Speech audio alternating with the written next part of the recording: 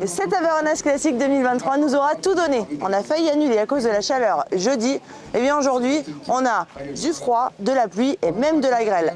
Mais les pilotes sont des durs, ils sont actuellement en train de partir. Aujourd'hui, c'est dans l'ordre inverse des numéros, donc les top pilotes à la fin. On va aller jusqu'à Brasque, on va faire environ 145 km. Aujourd'hui, c'est un petit peu plus court que les 2 autres jours. Et puis on aura 5 spéciales. Et on verra ce soir si Andrea Verona inscrit enfin son nom en haut du palmarès de l'Aveyronnaise Classique. Il avait beau tomber des cordes à Belmont-sur-Rance, ils avaient le sourire, les courageux de l'Aveyronnaise Classique.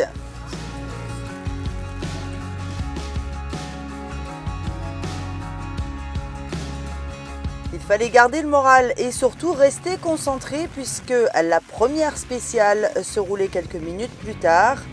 Ils reprennent le même tracé qu'hier en fin de journée, mais avec la pluie, ce qui a donné quelques belles glissades.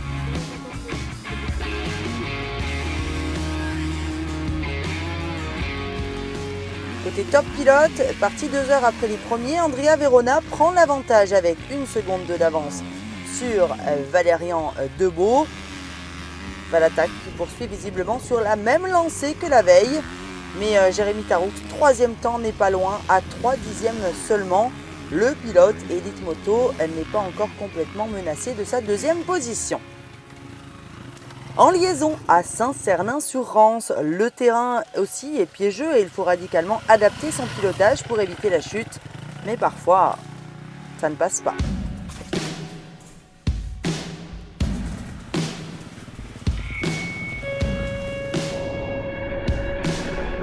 « 45 km pour atteindre le premier CH à Coupiac, une petite bourgade qui abrite un château relativement imposant du XIIIe siècle, jouxtant une belle église. Les pilotes sont bien mouillés par la pluie qui ne cesse de tomber, ça change des 2 premiers jours. Bien, humide. On a suivi la pluie tout le long, c'était chouette. Je craignais un peu la première spéciale, mais en fait, c'était un temps d'Alsacien. Donc on est à l'aise. On a l'habitude. Ça rafraîchit un peu comparé en début de semaine. Ça va. Allez, hein.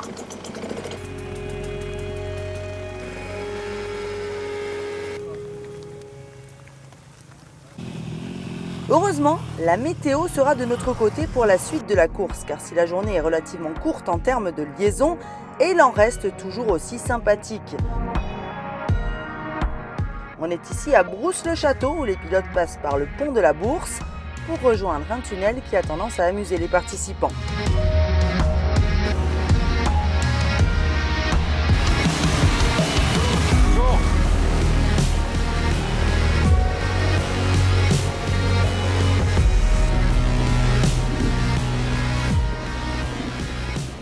Grâce aux Amis, les médecins à moto de l'épreuve, on est en course en caméra embarquée et on en profite.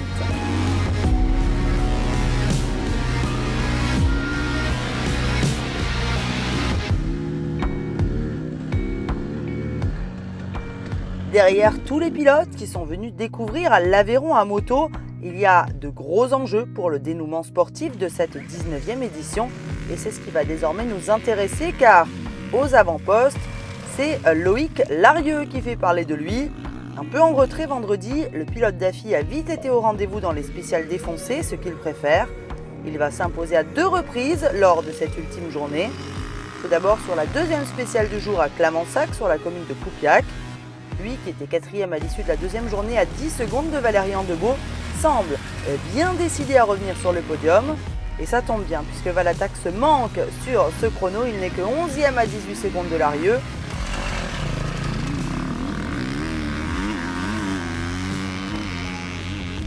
Les carottes sont cuites en une spéciale pour Debeau qui laisse sa 3e place du provisoire au profit de Larieux qui enfonce le clou dans la suivante à Cansac en prenant encore le meilleur temps. Jérémy Taroux, quant à lui, s'accroche prenant le 2e temps des spéciales 11 et 12, laissant au passage filer 5 secondes au profit de Loïc Larieux. Verona, de son côté, signe les 3e temps de ces 2 spéciales. L'Italien avait certes une belle avance de 17 secondes à l'issue du 2e jour de course, mais ce n'est pas forcément dans ses habitudes de le voir mis en difficulté de la sorte. D'ailleurs, piqué au vif, il rectifiera le tir rapidement dans les 2 dernières spéciales. Tout d'abord à Estriès, près de Requista, où il va se montrer le plus rapide en s'imposant avec près de 3 secondes d'avance sur Jérémy Taroux et Loïc Larieux. On notera, et ça nous fait plaisir, la 4e position sur ce chrono de Thiel Declercq, tout comme il l'a réalisé sur la SP11 et l'ultime spéciale de la course. Le spécialiste des classiques du team Daffy n'a pas connu le week-end rêvé en Aveyron, où il n'a malheureusement jamais été en mesure de se battre aux avant-postes, mais il a toutefois été présent sur la dernière journée.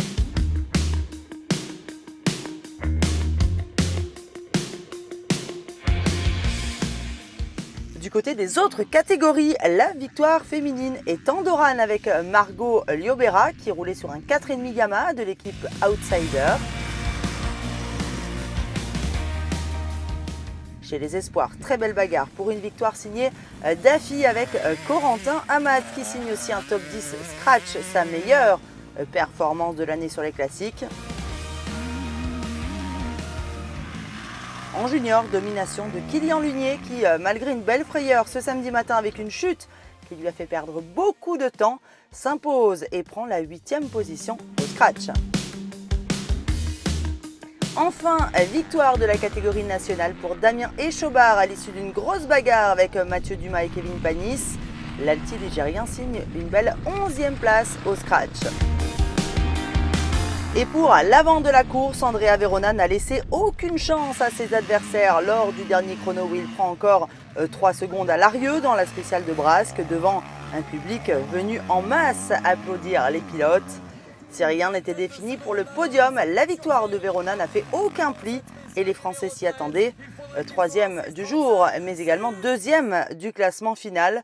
C'est un contrat rempli pour Jérémy Taroux.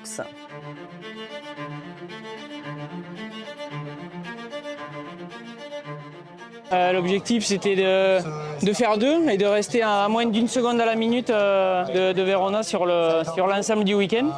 Je crois que ça passe. Je pensais être plus loin aujourd'hui, mais il a fait une petite erreur. Et puis les spéciales, en passant qu'une fois, c'est un exercice où il a galéré sur une ou deux. Il m'a dit qu'il était un peu perdu. Après, oui, il a largement au-dessus, mais il nous a montré sur certaines spéciales sur le vierge qu'il était vraiment très fort. C'était beau de voir ça, de rouler avec lui dans les chemins. Voilà. Je ne pouvais pas espérer mieux cette année. Je ne pensais pas faire aussi bien sur les classiques, sur toutes. Donc tant mieux, je me régale sur la moto avec le team et je prends beaucoup de plaisir toujours à venir sur ces courses-là, donc c'est pour ça que je vais continuer un peu. Ouais.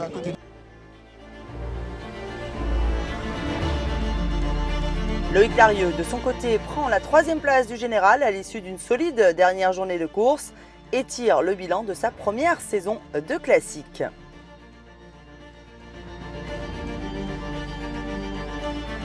C'est une discipline encore à part, faut apprendre. En l'occurrence, je pense avoir de quoi apprendre de mes erreurs cette année sur les classiques. Beaucoup de grosses erreurs qui m'ont coûté cher pour faire bien mieux. Après, voilà, ça m'a servi d'expérience, ça va me servir aussi à avoir des bons numéros sur toutes les classiques l'année prochaine. Ça, c'est déjà pas mal. Et puis continuer à bosser sur le vierge, parce que quand c'est tracé, ça va mieux, mais sur le vierge, Jérémy, sur toutes les classiques, a été redoutable. Val aussi, Thiel certaines fois. C'est là où j'ai pêché le plus à chaque fois. Donc voilà, là aujourd'hui on voit que dans le tracé j'ai même réussi à appliquer 2 spéciales à Andrea. Donc c'est plutôt positif et positif pour la fin de saison également avec les 6 jours en fin d'année. Il va y avoir que des top gars comme Andrea, le niveau est très haut, c'est un autre rythme donc ça permet de se remettre dedans, qu'ils sont revenus nous tirer un peu. Donc c'est plutôt cool et voilà, maintenant je sais ce que j'ai à faire pour améliorer le score l'année prochaine.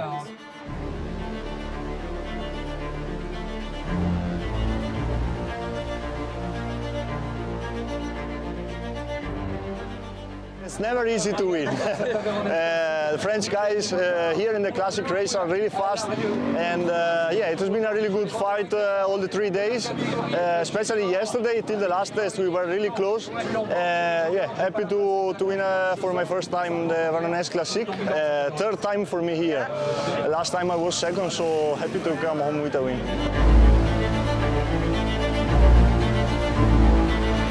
On soulignera l'investissement des bénévoles tout au long du week-end, mais également depuis des mois pour préparer cette épreuve bien fort malmenée ces dernières années. Le courage et la persévérance des hommes de Loïc Desmaz ont permis à l'épreuve d'être lancée en 2023 et se dérouler sans accroc. On ne notera d'ailleurs aucune blessure majeure. Le président a déjà annoncé de belles surprises pour la prochaine édition. Restez donc connectés. Rendez-vous en 2024 pour le 20e anniversaire de la Véronèse Classique.